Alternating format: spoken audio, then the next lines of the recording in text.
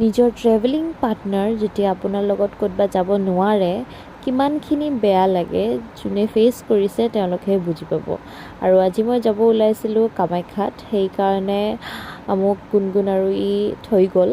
থোৱাৰ পিছত ট্ৰেইন লগে লগে ৰওনা দিল। আৰু যিহেতু চবসময় দুজনে একেলগে ট্ৰেভেল কৰি থাকোঁ, সেইকাৰণে অকলে একদম ভাল লগা নাছিল।